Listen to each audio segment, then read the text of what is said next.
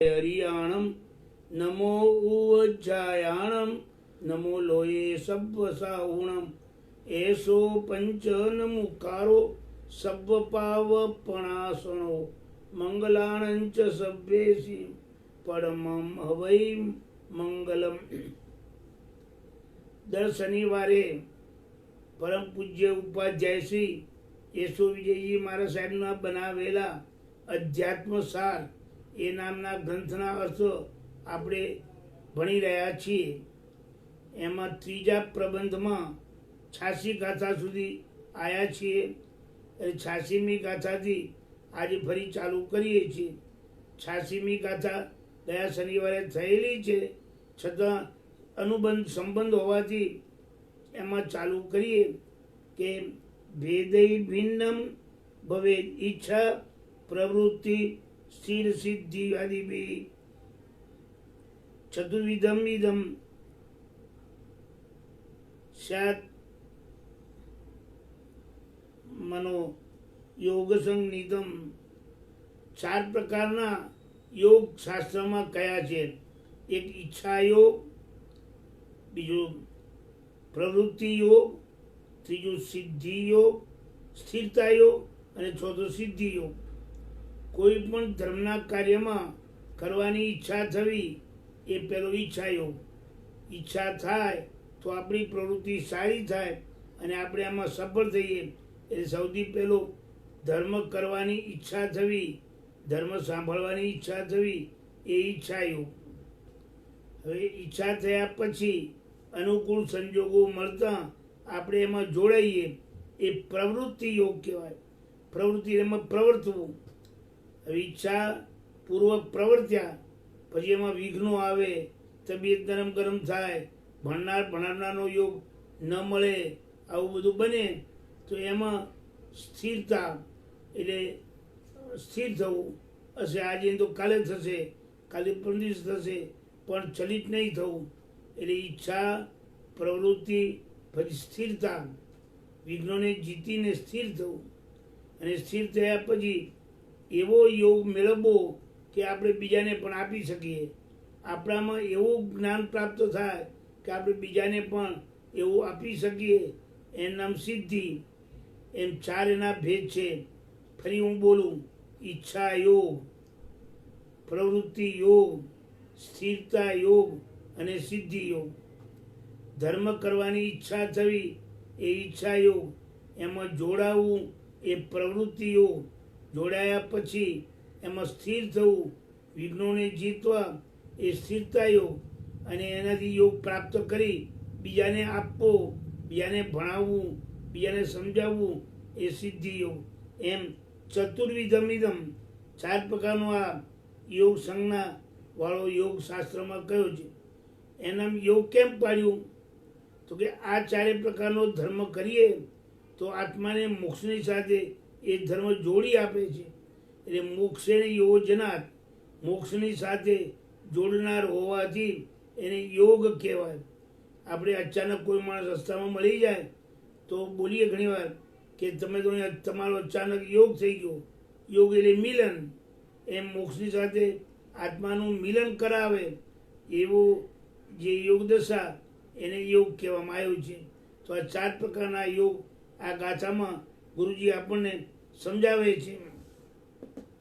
ગાથા નંબર 86 આ પૂર્વે કહેલું અનુષ્ઠાન। ઈચ્છા એટલે શાસ્ત્રના અર્થને જાણવાની તમન્ના, અભિલાષા। બીજો પ્રવૃત્તિ એટલે વ્રત વગેરે કરવા, શાસ્ત્રને વિશે પ્રવૃત્તિ કરવી। અને ત્રીજું સ્થિરતા, વ્રતાદિકને વિશે અતિચાર રહિતપણું, દોષ ન લગાડવા। અને ચોથું સિદ્ધિ, બીજાઓને ધર્મ પમાડવાની શક્તિ। એમ ભેદે કરીને આ યોગ ભેદ પામેલું, મોક્ષની સાથે જોડનાર, સંબંધ કરી આપનાર એવું યોગ નામને પામેલું અનુષ્ઠાન 4 પ્રકારનું છે। આ 86મી ગાથા ગયે ફેરે થયેલી છે। એમાં એક એક યોગનો અર્થ ગુરુજી 87મી ગાથાથી સમજાવે છે।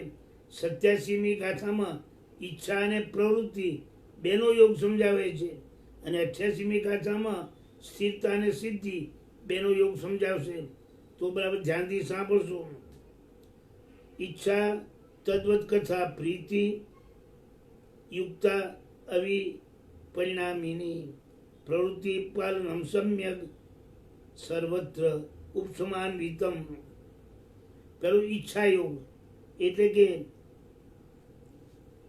તદ્વત કથા, જેનામાં આવો યોગ સિદ્ધ થયો છે, યોગ દશા જેણે પ્રાપ્ત કરી છે, એવા મહાત્મા પુરુષોની કથા સાંભળવાની પ્રીતિ, કથા સાંભળવાનું મન થાય, યોગનું સ્વરૂપ સાંભળવાનું મન થાય, જરા પણ વિપરીત પરિણામ નહીં, અવિપરિણામી નહીં, એની અંદર ઓતપ્રોત બનવું. જે મહાપુરુષોએ યોગદશા પોતાના જીવનમાં લાવી છે, એની યોગદશા કેવી રીતે આવી અને કેટલી મહેનત કરી ત્યારે અંદર આત્મામાં યોગદશા પ્રાપ્ત થઈ, એ બધું સાંભળીએ તો એ તરફ આપણો આત્મા પણ થોડો લલચાય અને એ બાજુ વળે, તો સંસારના ભાવો ભૂલીને આત્મકલ્યાણ તરફ વળે. એટલે અવિપરિણામી, જરા પણ વિપરીત પરિણામ નહીં, પણ વિશેષ પરિણામવાળી એવી ઈચ્છા, એ પહેલો યોગ કહેવાય. બીજો પ્રવૃત્તિ પાલનમ સમ્યક. જે અતિ આપણે શાસ્ત્રના અનુષ્ઠાનો સાંભળ્યા કે આ અનુષ્ઠાન કરવા જેવું, સર્વવિધિ લેવા જેવી, દેશવિધિ લેવા જેવી, પરમાત્માની પૂજા કરવા જેવી, કે પરમાત્માના દર્શન કરવા જેવા, કે મહાત્મા પુરુષોની વ્યાવત કરવા જેવી, એ બધું પાલનમ પરમ, એને બરાબર પાલન કરવું, એમાં જોડાવું, એમ ઓતપ્રોત બનવું, તે સર્વત્ર ઉપસમાન્વિતમ. પણ જોડાવામાં પણ સંભાવપૂર્વક, કસાય નહીં કરવાનો, ક્રોધ માન માયા લોભને તજી દેવાના, ઉપસમ ભાવ, શાંત ભાવ રાખીને એમાં જોડાવાનું, ક્ષમતા ભાવ રાખીને.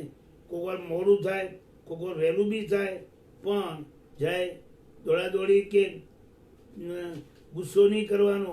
આ રીતે સંભાવપૂર્વક આપણે આ વ્રતનું પાલન કરીએ, એના પ્રવૃત્તિ કહેવાય. હવે એનું વિવેચન, જે પુરુષને યોગ સ્વરૂપના દર્શનવાળી ધર્મકથા, ધર્મોપદેશની વાર્તા એ ખરેખર વિપરિણામીની એ રહી, એટલે યોગ ધર્મમાં વિરામ કરનારી ન હોય, વિમુખ કરનારી ન હોય, યોગ ધર્મમાં જોડનારી હોય, પરંતુ એને સન્મુખ લાવનારી, યોગ ધર્મની નજીક લાવનારી હોય તેવી એના ઉપર કથા કહેવું અને પ્રીતિયુક્ત પ્રેમપૂર્વક એમાં સાંભળવું, એ પ્રેરણાદાયક હોય. એ બધું ઈચ્છા હોય તો જ માણસ એમાં જોડાય, અને જોડાય એટલે એમાં પ્રેમ વધે, સ્નેહ વધે, વારંવાર એ સાંભળવાનું મન થાય. એ બધું ઈચ્છાયો તથા સર્વત્ર સર્વ પ્રાણીઓને વિશે અને સર્વ કાળે સર્વ કર્તવ્યને વિશે ઉપસમ ભાવ, ખૂબ શાંત ભાવ વડે શાંતિપૂર્વક સમ્યક જે વ્રત ગ્રહણ કર્યું છે તે જ પ્રમાણે વિધિપૂર્વક ગ્રહણ કરેલા વ્રતનું પાલન કરવું, વ્રત લીધેલા વ્રતમાં જોડાવું, એના પ્રવૃત્તિ નામનો બીજો યોગ કહેવાય. પહેલો ઈચ્છા યોગ અને બીજો પ્રવૃત્તિ યોગ. હવે ત્રીજો સ્થિરતા યોગ, એ ગાથા નંબર 88.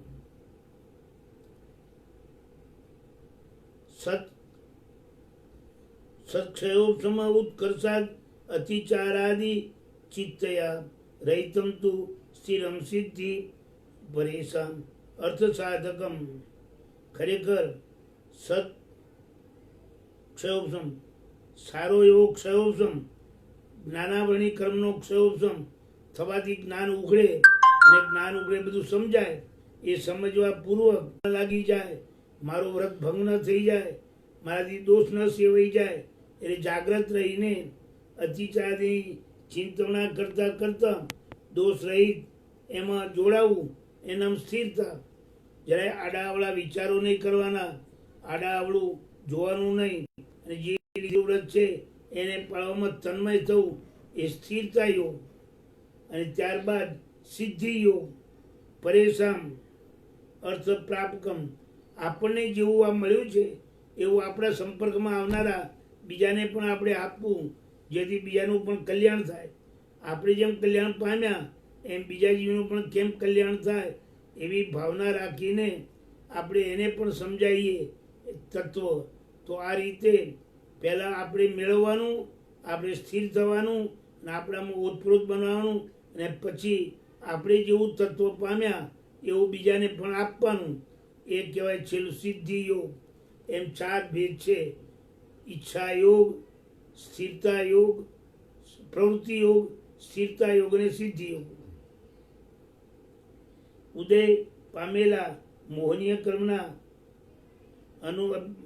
અનુભવ વડે ક્ષય અને નહીં ઉદયમાં આવેલા મોહનીય કર્મના ઉદયનો નિષેધ કરવો. જે મોહનીય કર્મ છે એ જ આપણે ડગમગ કરે છે, બીજા ભાવમાં લઈ જાય, ચાલુ ભાવમાં સ્થિર ન થવા દે. એટલે મોહનીય કર્મ જે ઉદયમાં આવ્યું હોય એને જીતવાનું, અને જે ઉદયમાં નથી આવ્યું એને દબાવી રાખવાનું, ઉદયમાં ના આવે. એનામ ક્ષયોપશમ ભાવ, એવો ક્ષયોપશમ કહેવાય છે. તે ક્ષયોપશમના ઉદયથી અતિચાર મર્યાદાનું ઉલ્લંઘન વાળા પરિણામ, અત્યારે દોષો લગાડવાના પરિણામ, છૂટછાટના પરિણામ, એનાથી રહિત તેવા વ્યવહાર, એ શબ્દોથી અતિક્રમણ, વ્યતિક્રમણ, અતિચાર, એનાથી રહિત. પાપ કરવાની ઈચ્છા થવી એ અતિક્રમ, એના માટે તૈયારી કરવી એ વ્યતિક્રમ, અને પાપ કરવું એ અતિચાર, અને એમાં ક્રૂર પરિણામ રાખવા એ અનાચાર. અતિક્રમ, વ્યતિક્રમ, અતિચાર, અનાચાર બધા દોષોથી રહિત થઈ પાપ કરવાનું પરિણામ ન રાખવો, છોડી દેવો. તેવા પ્રકારના મનના પરિણામ રહિત, એટલે જરા પણ પાપ કરવાના મનના પરિણામ નહીં, એને જ યોગ કહેવાય છે. એ સ્થિર યોગ કહેવાય. તથા અન્ય પ્રાણીઓને બીજાને સર્વ અર્થ સાધક કાર્યની સિદ્ધિ આપનાર એવું જે અનુષ્ઠાન એ સિદ્ધિ યોગ કહેવાય છે. આપણને મળ્યું હોય એ બીજાને આપીએ, આપણને મળ્યું એવું બીજાને શીખવાડીએ, બીજાને પણ આવું અનુષ્ઠાનમાં જોડીએ, એ નામ સિદ્ધિ યોગ કહેવાય છે. એમ કુલ 4 પ્રકારના યોગ છે. ફરી યાદ રાખજો: ઈચ્છા યોગ, પ્રવૃત્તિ યોગ, સ્થિરતા યોગ અને સિદ્ધિ યોગ. એ ચારેય યોગના પ્રકાર છે. યોગ શબ્દ એટલા માટે વાપર્યો, યોગ એટલે મિલન, મોક્ષની સાથે આત્માનું મિલન કરી આપે એનું નામ યોગ, એટલે મોક્ષની સાથે જોડનાર. એવા આ ચારે ભાવો છે. જેટલા એમાં વધારે લયલીન બનીએ એટલું આપણા આત્માનો વહેલો મોક્ષ થાય. એટલે મોક્ષ એની યોજના યોગ, મોક્ષની સાથે જોડનાર હોવાથી એને યોગ કહેવાય છે. હવે એના પછીના 4 શ્લોક વડે બીજા પણ યોગના ભેદો સમજાવે છે. ભેદાઈ મે વિચિત્રાસ્યુ ક્ષયોસમ ભેદતઃ શ્રદ્ધા પ્રીત્યાદિ યોગેન ભવ્યાનામ માર્ગગામીનામ. ખરેખર આ બધા યોગોના બીજા પણ ઘણા ભેદ છે. શ્રદ્ધા, પ્રીતિ વગેરે. ભગવાને કહેલા વચનો ઉપર અપૂર્વ શ્રદ્ધા રાખી એમાં જોડાવું, અને આપણી પોતાની બુદ્ધિનો એમાં ઉપયોગ કરવો એ મેધા. એમ અનેક પ્રકારો છે, ચિત્ર વિચિત્ર. તો બધા ભેદોમાં ધ્યાન રાખી આપણા આત્માનો કેમ ઉપકાર થાય અને આપણા દ્વારા બીજાનું પણ કેમ ભલું થાય એનું ધ્યાન રાખી અને યોગ દશામાં ઊંડા ઉતરવું અને યોગી બનવું. એનું નામ આ 4 પ્રકારનો યોગ. યોગ જેનામાં આવે એને યોગી કહેવાય, અને સંસારના સુખમાં જે જોડાયો હોય એ ભોગી કહેવાય. ભોગ જેમાં હોય ભોગી, ને યોગ જેનામાં આવે તે યોગી. તો આ યોગી 4 પ્રકારના હોય છે. એમાં ખૂબ શ્રદ્ધા કરવી, પ્રીતિ કરવી, એમાં ઓતપ્રોત બનવું. આ પૂર્વે કહેલા ભેદો ઈચ્છા યોગ વગેરે પ્રકારે ક્ષયોપશમના ભેદોની જીવોની તરતમ થતી ચિત્ર વિચિત્ર પ્રકારના કોઈમાં ઉત્કર્ષવાળા ગુણો હોય, કોઈમાં અપકર્ષવાળા ગુણો હોય. ઉત્કર્ષ એટલે ચડિયાતા, અપકર્ષ એટલે હાનિવાળા. કોઈ અતિચારવાળા પણ હોય. બધા નવા જીવો દાખલ થયા હોય તો એટલા બધા ઓતપ્રોત ન પણ હોય. એ પરિણામરૂપ અનેક પ્રકારના થાય છે. તેને અતિ કે તે કેવા હોય છે કહે છે કે શ્રદ્ધા એટલે એકદમ આસ્તિકપણું. ભગવાને જે કહ્યું છે તે જ બધું બરાબર છે, આ જ કરવા જેવું છે એવું સમજી એમાં પૂરેપૂરી શ્રદ્ધા, દેવ, ગુરુ, ધર્મ, એના વિશે રુચિ વગેરે યોગ વડે અને પ્રાપ્તિ વડે માર્ગાનુસારી એટલે ભગવાનના કહેલા માર્ગને અનુસરવા પણ. ભગવાને કહેલો જે માર્ગ છે એને જ અનુસરવાનું. મન ફાવે એમ આડાવડું નહીં દોડવાનું. એટલે મોક્ષાભિલાષી જીવોમાં જ આવો યોગ દશા આવે છે. એટલે એ 4 યોગમાંથી કોઈ ભવ્યને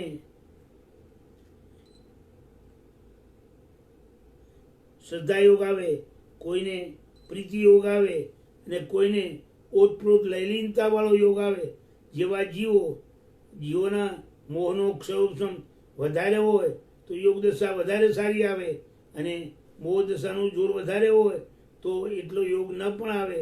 ક્ષયોપશમના કારણે યોગની તરતમતા હોય છે, પણ એવું આપણે કેમ મોહનો ક્ષયોપશમ વધારે કરીએ અને કેમ આપણામાં વધારે યોગ દશા ફાલી ફૂલી આવે એવું ધ્યાન રાખી અને એમાં જોડાવાનું. હવે જેમ જેમ યોગ દશામાં જોડાઈએ તેમ તેમ એક એક ગુણ પ્રાપ્ત થાય છે. એ ગુણના નામ અને એનો અર્થ સમજાવે છે. શ્લોક નંબર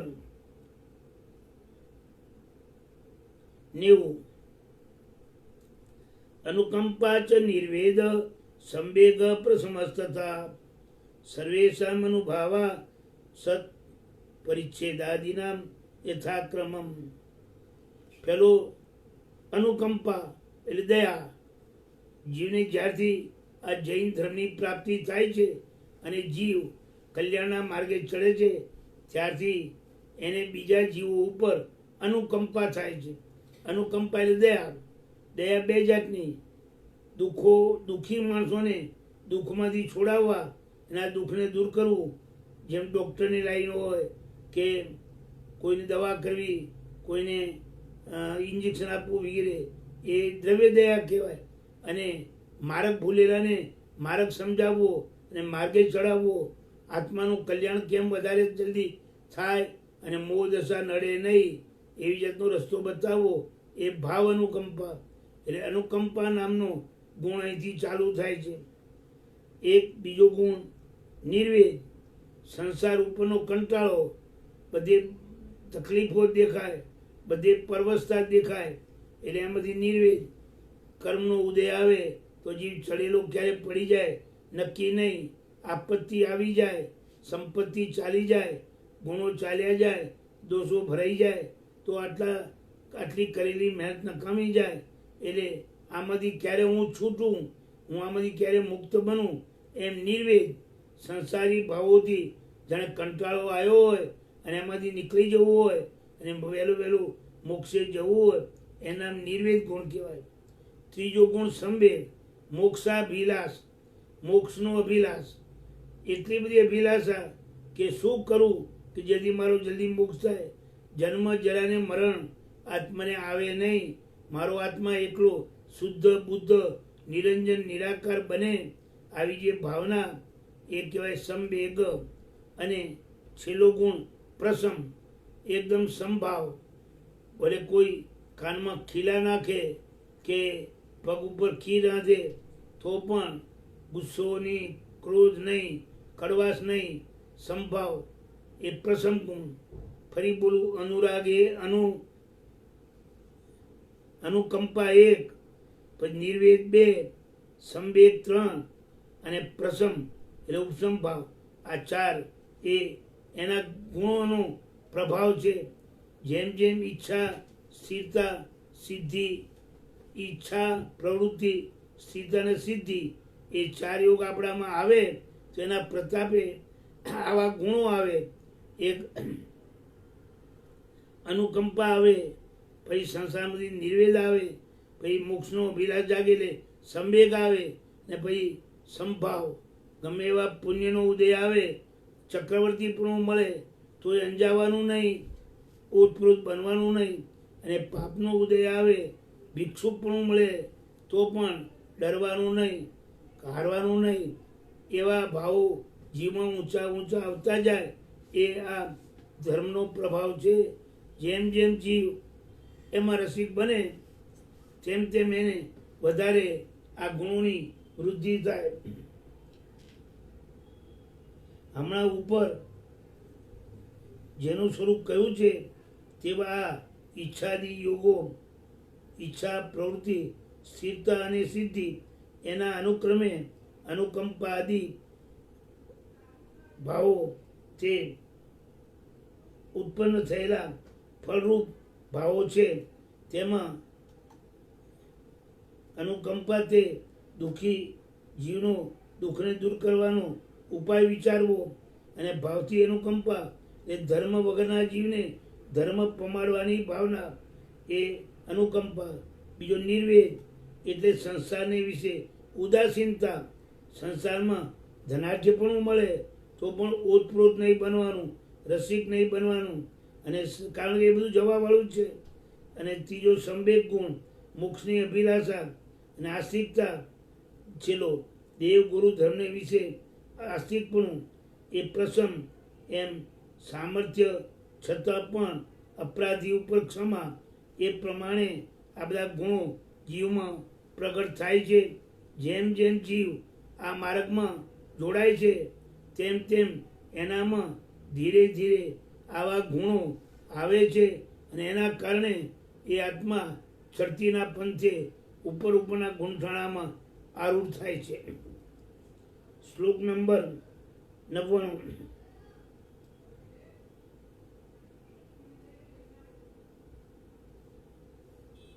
શ્લોક નંબર 51. હવે તેમની જ અનુભવ વડે સફળતા કે છે ગુણસ્થાનકના. કાયો સર્ગાદિ સૂત્રાણામ શ્રદ્ધા મેધાદિ ભાવત ઈચ્છાદિ યોગે સાફલ્યમ દેહ સર્વવ્રત સ્પૃશામ. જે જીવો આ યોગ દશામાં જોડાય છે એ દેશવીતિવાળા શ્રાવક શ્રાવિકા હોય કે સર્વવીતિવાળા સાધુ સાધ્વીજી મહારાજ હોય, એ બધા જીવો જેટલા ભાવથી જોડાય એટલી એને એમાં સફળતા મળે છે. અનુબંધ ઓછો થઈ જાય કર્મનો, અને કર્મના અનુબંધ ઓછો થવાના કારણે એને હળવાશ થઈ જાય બને એટલો, અને કર્મનો રસ ઓછો થઈ જાય, શ્રદ્ધા વધે પરમાત્મા ઉપર, અને ઊંડા ઊંડા વિચારો કરવાની બુદ્ધિ વધે. અને એમ કરતાં અંદરનો આત્મા જાગે તો બધા ગુંઠાણા ચડતા વાર ન લાગે. પાંચમા, છઠ્ઠા, સાતમા ગુંઠાણાવાળા જીવને આ બધી દશા પ્રાપ્ત થાય છે. આઠમા ગુંઠાણાથી તો શ્રેણી ચાલુ થાય છે. એટલે આઠમે જે ચડે એ ચપટી વગાડીએ એટલી વારમાં તો 12મા ગુંઠાણે પહોંચી જાય છે. 8, 9, 10 અને 11 અથવા 12 આ ગુંઠાણા અંતર્મૂર્તમાં જ આવે છે.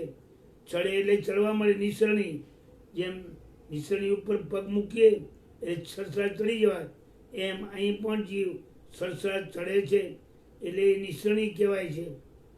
પણ ચોથે, પાંચમે, છઠ્ઠે અને સાતમે આ 4 ગુંઠાણામાં રહેલા જીવો આ પરમાત્માના આલંબને, પરમાત્માની મૂર્તિના આલંબને, ધર્મ સમજાવનારા ગુરુના આલંબને, ધર્મ સાંભળતા સાંભળતા આત્મા એમાં ઓતપ્રોત થાય છે, લયલીન થાય છે, અને અનુકંપા વગેરે બધા ભાવો એનામાં પ્રગટ થાય છે. એ રીતે યોગ દશા ફાલી ફૂલી એનામાં વધતી જાય છે. કાયો સર્ગ કરે સામાયિક 24 સત્તો, પ્રતિક્રમણ, કાઉસક, પચખાણ, 6 આવશ્યક, એ બધું કરે એટલે એમાં લયલીન થાય. કાયા એટલે શરીર, એનો જે વ્યાપારિક ક્રિયા તે પણ શરીરથી અભિન્ન હોવાથી કાયા જ કહેવાય. તે કાયાનો જે ઉત્સર્ગ છે ત્યાગ, કાયાની ચેષ્ટાનો ત્યાગ. કાઉસક આપણે જે કરીએ એમાં કાયોસર્ગ નામ કેમ પાડ્યું કે કાયાનો ત્યાગ. એટલે કાયાને ઓસરાઈ દેવાની, હલાવવાની નહીં, ચલાવવાની નહીં. નવકાર મંત્ર ગણવામાં ઓતપ્રોત બની જવાનું. એના કાયોસર્ગ, કાયાની ચેષ્ટાનો ત્યાગ. તથા આદિ શબ્દથી ચતુર્વિધિ સ્તવ, 24 ભગવાનની સ્તવન. કાઉસકમાં લોગોસ ગણીએ તો લોગોસમાં 24 ભગવાનના નામ આવે. એટલે 24 ભગવાનના જીવન ઉપર થોડો દ્રષ્ટિપાત થાય, અહોભાવ જાગે ને એમના પ્રત્યે બહુમાનનો ભાવ વધે. એ ચતુર્વિધિ સ્તવ. કાયોસર્ગ પછી સામાયિક સંભાવમાં રહેવું, જરા પણ રાગ દ્વેષ કરવા નહીં, ક્યાંય લપટાવાનું નહીં, કોઈનામાં જોડાવાનું નહીં, કોઈનામાં અંજાઈ જવાનું નહીં. સામાયિક 24 હતો. પછી વંદન, ગુરુને વંદન કરવું, વડીલોને નમસ્કાર કરવા. સામાયિક વંદન, પ્રતિક્રમણ, કરેલા પાપોનું આલોચન કરવું. અને કાઉસક, આ 6 આવશ્યક કહેવાય. સામાયિક, 24 હતો, પ્રતિક્રમણ, કાઉસક અને પચકામ. એ 6 આવશ્યકમાં લયલીન બનવું.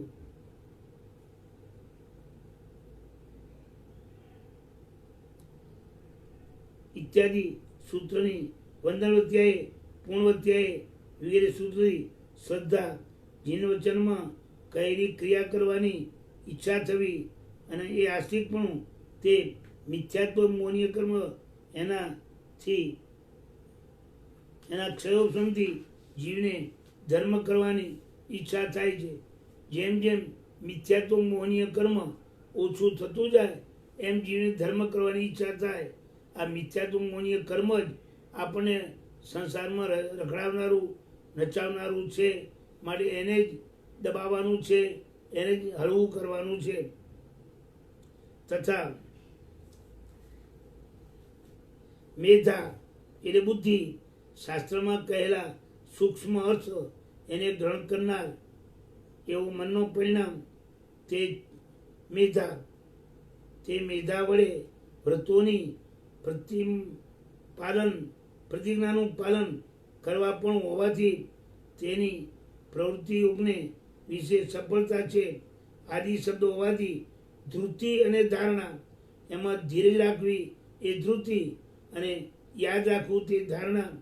જેમાં ધૃતિ એટલે ચિત્તની સ્વસ્થતા, તે ધૃતિ વડે કરીને અને અતિચાર રહિત, અતિચારની ઉત્પત્તિ ન થાય એવી રીતે સ્થિર યોગને વિશે સફળતા જાણવી. અને ધારણા એટલે પૂર્વાપર ગુણોનું નિરંતર સ્મરણ કરવું, ઉપયોગ રાખવો. તે ધારણા વડે ઉત્તર અર્થ એટલે મોક્ષ સાધવામાં સામર્થ્ય વધતું જાય, સામર્થ્ય ખીલતું જાય. એટલે સિદ્ધિ યોગને વિશે એની સફળતા જાણવી. તે શ્રદ્ધાદિકના ભાવથી એટલે શ્રદ્ધાદિક પરિણામથી, પ્રાપ્તિથી, દેશવૃત્તિ અને સર્વૃત્તિવાળા સાધુ સંતોને અને સાવક સાવિકાને ઈચ્છાદિક યોગને વિશે ઉપર કહેલી સફળતા જાણવી. આ ચતુર્વિધ સંઘ હોય છે 4, 5, 6 અને 7 ગુંઠાણે.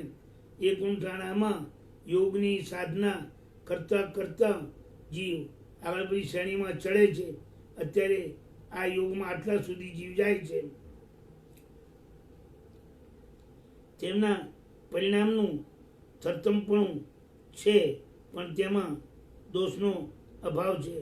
એટલે સાધુ સાધ્વી 5, 6, 7 જે હોય, સાવક સાવિકા, એ બધા પરિણામો સરખા નથી હોતા, તરતમતાવાળા હોય છે.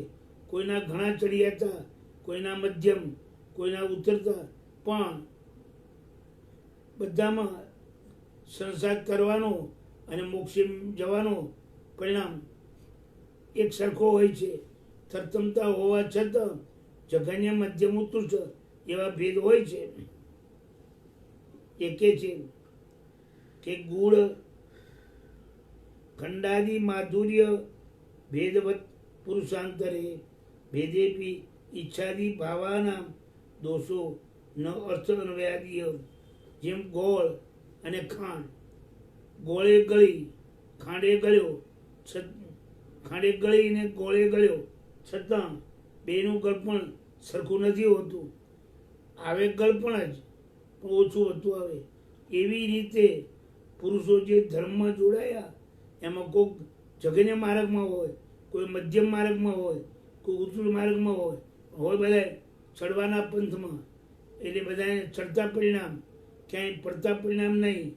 આવા પ્રકારના આ જીવો ધીરે ધીરે યોગ માર્ગમાં આગળ વધે છે. ઈચ્છાદી ભાવોમાં એ યોગોમાં આગળ વધે છે, પણ દોષ લગાડતા નથી. હોય એ દોષો પણ ઓછા કરે છે. નિર્દોષ થવા ઘણો પ્રયત્ન કરે છે. આ યોગ દશા જ એવી છે કે જીવને ચડતીના માર્ગે લઈ જાય.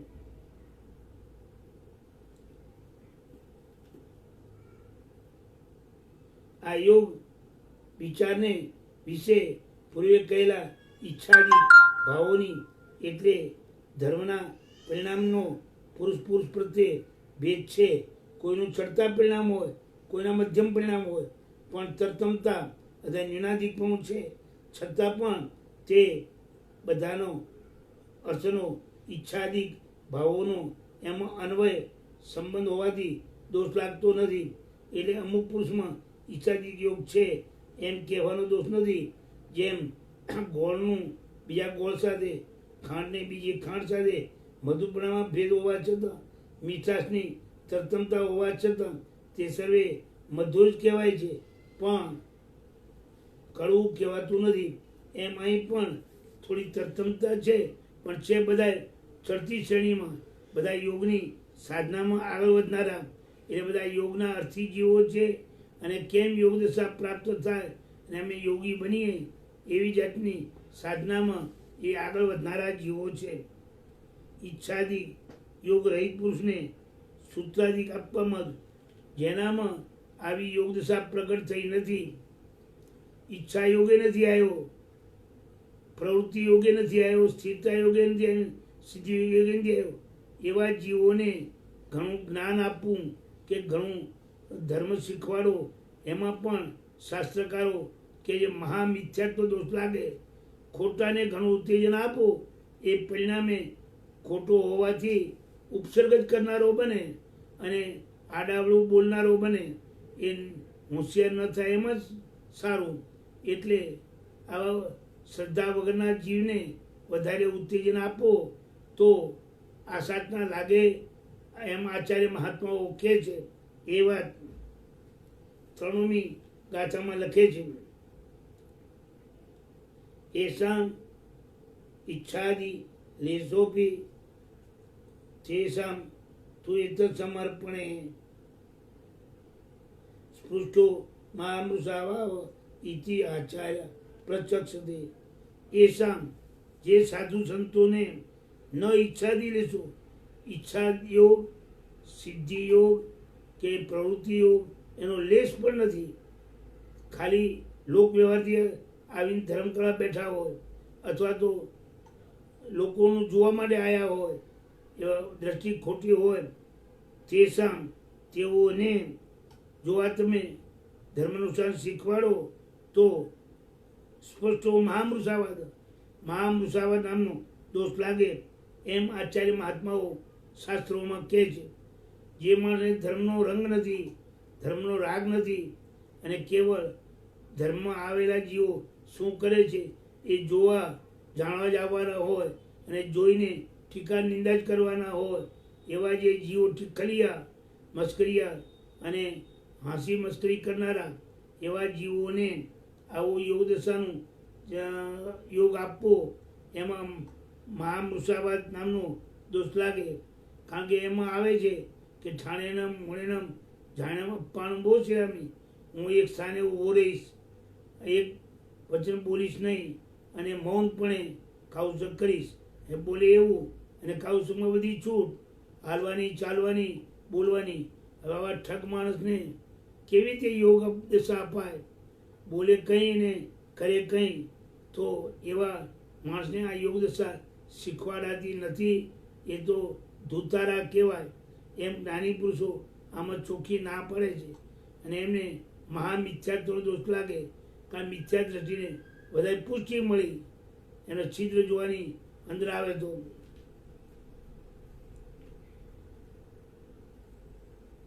જે કોઈ દુર્ભવ્ય આદિમાં શ્રદ્ધાદિકના અભાવને લીધે ઈચ્છાદિક યોગનો લેશ પણ દેખાતો ન હોય એવા દ્રઢ મિથ્યાત્વીઓને આ યોગને પ્રતિપાદન કરનારા શાસ્ત્રો અને વ્રતાદિકીઓ એ આપવાથી પ્રગટ રીતે ખોટું દુર્લભબોધીપણું થવાનું કારણરૂપ મૃષાવાદ દોષ લાગે છે, એમ શ્રી હરિભદ્રાચાર્ય મહારાજે શાસ્ત્રોમાં કહ્યું છે. એટલે આવા લોકોને દાખલ કરવા નહીં. એક દુનિયામાં પણ કહેવત છે કે સારું કોઈનું વ્યાખ્યાન ચાલતું હોય અને બોલનારે ઉત્તમ જીવ હોય, સાંભળનારા બધા સારી રીતે ભાવથી સાંભળવા આવ્યા હોય અને ઉપદેશ આપતા હોય, હવે એ વખતે કોઈ ઘોંઘાટ બીજો કરે તો એ સ્ખલના પડી કહેવાય. એવી રીતે અહીંયા પણ સારા કાર્યમાં જોડાયા પછી આવા વિઘ્નો ઊભા કરવા એ એક અતિચાર લાગે, મહામિથ્યાત્વ લાગે. મારે આવા જીવોને આમાં દાખલ કરવાના નહીં. જોઈ તપાસી યોગ્ય જીવ હોય, યોગમાં વૃદ્ધિ પામે એવા તો જ એને દાખલ કરવાના, એવું મહાપુરુષો હરિભદ્ર સુરી મહારાજ વગેરે શાસ્ત્રોમાં કહે છે. આવાને જે શીખવાડે અને ઉદ્ધત પ્રકૃતિ હોય, બીજાને છિદ્ર જોવાની પ્રકૃતિ હોય અને બીજાને ઉતારી પડવાનો સ્વભાવ હોય, એવાને આવો અધિકાર આપે તો એને મહામિથ્યાત્વ દોષ લાગે, એવું મહાપુરુષો શાસ્ત્રોમાં કહે છે. એટલે જોઈને કામ કરવું.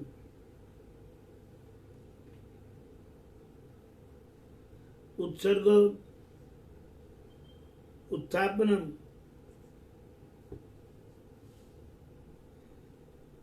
બાઢમ અસમંજસ કરણે ભજનીયમ ઇદમ તત્વમ જાના નહીં યોગ વિંસિકામ. અયોગ્ય કારણ કરવાથી અયોગ્ય આચરણ સેવવાથી અત્યંત ઉન્માર્ગનું ઉત્થાપન થાય, એટલે ઉન્માર્ગનું પુષ્ટિ થાય, ઉન્માર્ગને ઉઘાડ્યો કહેવાય. આવું યોગ વિંસિકાના શાસ્ત્રો જાણકારાએ વિચારવું જોઈએ. યોગ વિંસિકા નામનો ગ્રંથ હરિભદ્ર સુરી મહારાજે બનાવ્યો છે. 20 ગાથાનો હોવાથી એને યોગ વિંસિકા કહેવાય છે.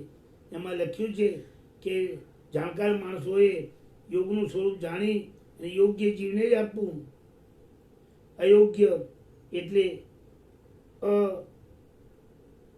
અસંયુક્ત યુક્તિ રહિતનું કારણ એટલે હેતુ કરવાથી અત્યંત ઉન્માર્ગ મુક્તિ માર્ગ ઉલ્લંઘન કરીને જવું.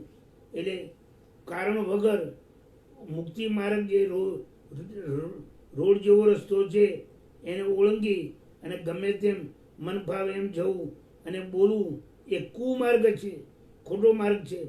તેનું ઉત્થાપન કરવું, તેનું જાગૃત કરવું, ખોટો રસ્તો વધારવો અને નવા ચીલા ચલાવવા એ તેનું ઉત્થાપન જાગૃત કર્યું અર્થાત શાંત પડેલા ઉન્માર્ગને વધારે ઉદ્ભાવન કરવું.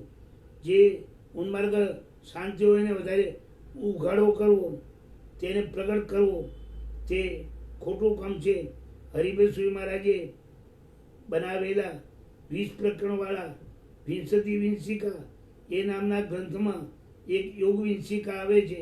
એને જાણનારાઓએ આ પ્રમાણે પરમાર્થને સાહિત્ય વિચારવું. હરિભદ્ર સુરી મહારાજે વિંશતિ વિંશિકા એ નામનો એક ગ્રંથ બનાવ્યો છે. 20 વિષય ઉપર, બધામાં 20 શ્લોક, એટલે વિંશતિ વિંશિકા. એમાં 16મી કે 17મી યોગ વિંશિકા આવે છે.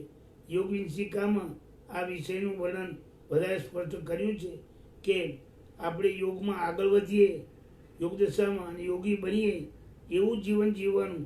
પણ આપણે યોગી બન્યા ના હોઈએ, આપણે આડાઅવળા ઉદ્ધત માર્ગે ચાલતા હોઈએ, ભગવાનની આજ્ઞાનું ઉલ્લંઘન કરતા હોઈએ અને સ્વચ્છંદ મતિવાળા હોઈએ અને બીજાને દોષ આપીએ આ માર્ગ સારો નથી, અનંત સંસાર વધારનારો છે, એટલે ઉત્તમ આત્મા હોય આવા માર્ગનો ત્યાગ કરવો, એવું એ યોગ વિંશિકામાં કહ્યું છે.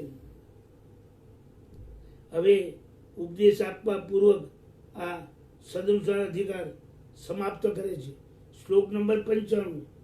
આ સદનુષ્ઠાનનો અધિકાર ચાલતો હતો એ હવે પૂરો થાય છે. 95માં શ્લોકમાં આ અધિકાર આપણે પૂરો કરીશું. જીના ત્રિધા તત્સદ અનુષ્ઠાનમ દેયમ રો બુદ્ધિ ચેતસા નાત્વા સમય સદભાવમ લોક સંજ્ઞામ વિહાય છે. 3 પ્રકારનું સદઅનુષ્ઠાન છે: કરવું, કરાવવું અને અનુમોદવું. આપણે સારું અનુષ્ઠાન કરવું, બીજા શિષ્યો પાસે કરાવવું અને જે કરતા હોય એને જોઈને ખૂબ રાજી થવું. કરવું, કરાવવું, અનુમોદવું એમ ત્રિધા 3 પ્રકારનું જે આ સદઅનુષ્ઠાન છે એને સારા ચિત્તપૂર્વક એ મન બરાબર પરોવી અને જાણવું, જાણી શાસ્ત્રોનો સાચો ભાવ સમજી લોક સંજ્ઞાનો ત્યાગ કરી અને આવું અનુષ્ઠાન કરવા પ્રયત્ન કરવો. જેના ચિત્તની વૃત્તિ એટલે મનની વૃત્તિ શુદ્ધ રાગાદિક કલમથી રહિત છે, શુદ્ધ છે, રાગાદી દોષથી રહિત છે, જેના ચિત્તમાં રાગ નથી, દ્વેષ નથી, કડવાશ નથી, વેરઝેર નથી, એવો પુરુષ આ પૂર્વે કહેલું સદઅનુષ્ઠાન એટલે પ્રશસ્ત અનુષ્ઠાન, આગમમાં કહેલા સિદ્ધિના સાધનરૂપ જે ક્રિયા તેને જીનાગમના પરમાર્થને જાણીને ભગવાનના શાસ્ત્રોને બરાબર ભણી ગણી એમાં ઊંડા ઉતરીને પરમાર્થને જાણીને લોક સંજ્ઞાનો ત્યાગ કરીને લોકો ગાડરિયા પ્રવાહે જે ચાલે એકની પાછળ બીજો બીજાની પાછળ ત્રીજો એમ સમજ્યા વગર લોક સંજ્ઞાને અનુસરે એમાં કંઈ ફળ આવે નહીં. માટે લોક સંજ્ઞાનો ત્યાગ કરીને શાસ્ત્રને અનુસારે અને ગુરુના વચને અનુસારે જે લોકવ્યવહારમાંથી સાર ગ્રહણ કરી જ્ઞાનની નિરપેક્ષતાનો ત્યાગ કરી જ્ઞાનથી નિરપેક્ષ પણ નહીં ચાલવું, પણ જ્ઞાન સાથે રહીને ચાલવું, જેથી આપણને આમાં વિવેક આવે.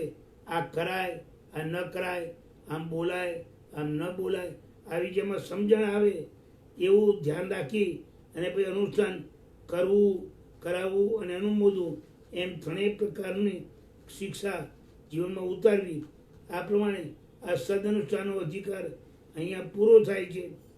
હવે નવો અધિકાર ચાલુ કરે છે. મનની શુદ્ધતાપૂર્વક જ સદઅનુષ્ઠાન થઈ શકે. મન ચોખ્ખું હોય તો તમે સારું અનુષ્ઠાન કરી શકો. એટલે મનની શુદ્ધિ, વચનની શુદ્ધિ અને કાયાની શુદ્ધિ સમજાવે છે. એમાં પહેલી મનની શુદ્ધિ સમજાવે છે. ઉચિતમાચરણમ શુભમ ઈચ્છતામ પ્રથમ તો મનસ ખલુ શોધનમ યદવતામ કૃતે માશોધને મલશોધને કથમ ઉપયોગમ ઉપેતુરસાયણમ. જેને પોતાના આત્માનું કલ્યાણ કરવું છે એણે પહેલાં મનને બરાબર શુદ્ધ કરવું, તો જ પછી ઉચિત આચરણ કલ્યાણ કરનારું બને. જેણે આત્માનું કલ્યાણ કરવું છે એણે સૌથી પહેલું મનને બહુ ચોખ્ખું કરવું. મનમાં માયા, કપટ, જૂઠ નહીં રાખતા શુદ્ધ મનને બનાવવું. કોઈ પણ જાતના મોહના વિકલ્પો, મોહના વિચારો એમાં નહીં લાવવા અને પછી ઉચિત આચરણ કરવું. તો એ ઉચિત આચરણનું ફળ કર્મની નિર્જા થાય ને થાય અને જીવની ચડતી થાય ને થાય. એના ઉપર એક દાખલો આપે છે કે પેટમાં જ્યાં સુધી ગરબડ હોય, સંડાસ બાથરૂમથી પેટ સાફ થયું ના હોય ત્યાં સુધી ગરબડ હોય ત્યારે તમે ગમે એવો રસાયણ લો તો પણ લોહીની વૃદ્ધિ નહીં થાય, એ હંમેશા નુકસાન કરનાર જ બનશે. રસાયણ પણ કામ આવતું નથી. પેટ ચોખ્ખું હોય, શરીર સાજું તાજું હોય તો જ રસાયણ કામ આવે. એમ અહીં પણ મન ચોખ્ખું હોય, રાગ દ્વેષ વિનાનું અને ઉચિત આચરણવાળું, તો જ આપણા આત્માનું કલ્યાણ થાય. એટલે મનને પહેલાં બહુ પવિત્ર બનાવવું, મોહના વિકલ્પો મનમાંથી કાઢી નાખવાનું. શુભ એટલે આત્માનું સદ્ધર્મરૂપ મંગળ અને સદગતિ વગેરે ને ઈચ્છનાર પુરુષોએ અવશ્ય કરીને પ્રથમ મુખ્ય રીતે અથવા પહેલાં જ ચિત્તની વૃત્તિનું સંશોધન કરવું, એટલે સ્થિરતાની પ્રાપ્તિ વડે અને અશુભ વિકલ્પોના ત્યાગ વડે ચિત્તની નિર્મળતા કરવી. એટલે મનમાંથી અશુભ વિકલ્પો ત્યજી દેવા અને શુભ વિચારોમાં મનને જોડવું અને આચરણા એટલે શુભ ભાવનાનો અભ્યાસ કરવો, સારું પ્રેક્ટિસ કરવી વગેરે તેના ઉપાયનું સેવન કરવામાં પ્રવૃત્તિ કરવી તે યોગ્ય છે. તે ઉપર એક દ્રષ્ટાંત આપે છે કે જેમ રોગી માણસ એનું મળ શોધન એટલે જઠરાગ્નિમાં રહેલા મળ એ વિરોધેન કરીને શુદ્ધિ કર્યા વિના જ્યાં સુધી મળનો નિકાલ ન કર્યો હોય અને મળથી ભરેલું હોય ત્યાં સુધી મળને બહાર કાઢવા વિના ગમે એવું રસાયણ લે, તામ્ર ભસ્માદિમાં ઔષધ લીધું હોય તો પણ એને સા ઉપયોગમાં આવે તથા રોગની નિવૃત્તિ કરવામાં કામ કરતું નથી, કોઈ પણ ન કરે. તેની જેમ મનની શુદ્ધિ કર્યા વગર ધર્મનું અનુષ્ઠાન પણ મુમુક્ષુ જીવને ફળ આપતું નથી. એટલે જેમ જઠરાગ્નિ ચોખ્ખી ના હોય તો ખાધેલું રસાયણ હોય તો પણ લોહીનો વધારો કરતું નથી, એવી રીતે મન ચોખ્ખું ના હોય તો કરેલું ધર્મ અનુષ્ઠાન નિર્જા કરાવનારું બનતું નથી. એમ મહાપુરુષો આપણને કહે છે. તો આપણે ધ્યાન રાખીને સૌથી પહેલું મનને જ કબજે કરવા પ્રયત્ન કરવો જોઈએ. જેમ બને તેમ મન કેમ વશમાં રહે, વિકારો વિનાનું રહે અને જે અનુષ્ઠાન કરવા લીધું છે એમાં લયલીન બને એ રીતે ચાલવાનું.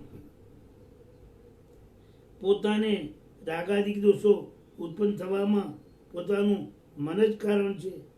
હંમેશા સામે ગમે તેવા નિમિત્ત આવે પણ આપણું મન જો મજબૂત હોય તો રાગાદિ થતા નથી અને ઢીલું હોય તો રાગાદિ થઈ જાય છે. એટલે સામેના નિમિત્તો રાગાદિ કરાવે છે એમ નહીં, પણ આપણું મન ઢીલું છે એટલે રાગાદિ થાય છે. પરજને પ્રસવમ કિમુ રજ્યતિ દ્વિષતિ વા સ્વ મનો યદિ નિર્મલમ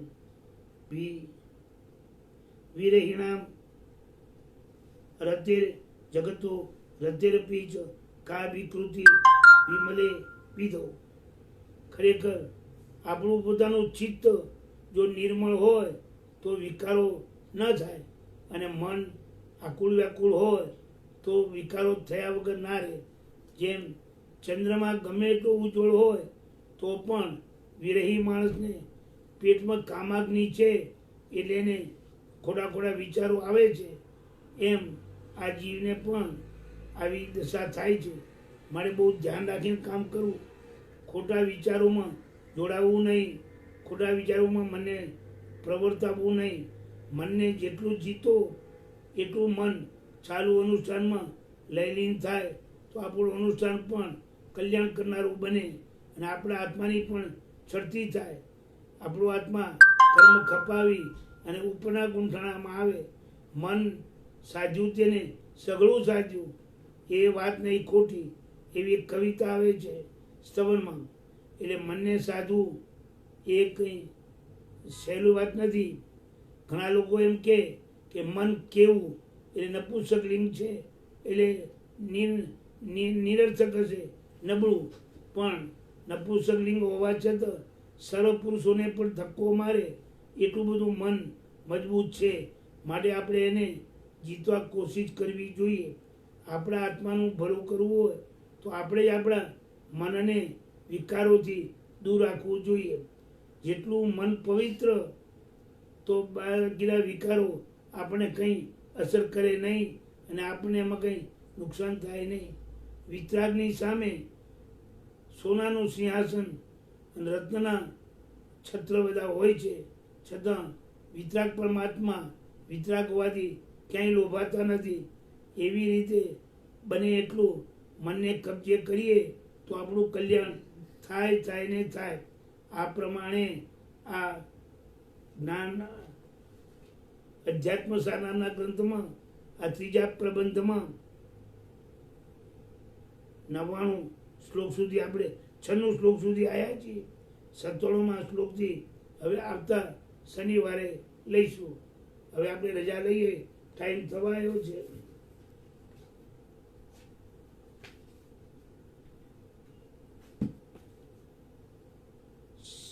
સર્વમંગલ માંગલ્યમ સર્વ કલ્યાણ કારણમ પ્રધાનમ સર્વધર્માણામ જૈનમ જયતિ શાસનમ.